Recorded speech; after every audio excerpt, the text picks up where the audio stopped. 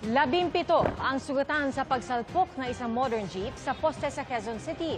Mabilis umanong andar ng jeep ayon sa isang pasahero. Itinanggihan ng driver.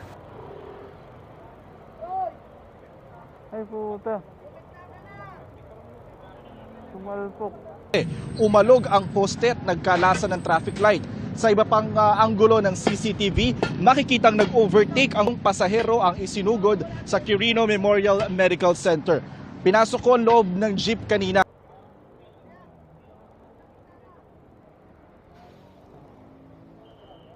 Sumalpok.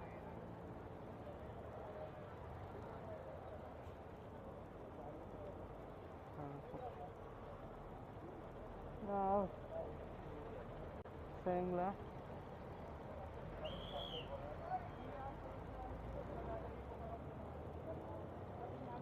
Enggak sila oh. Poste.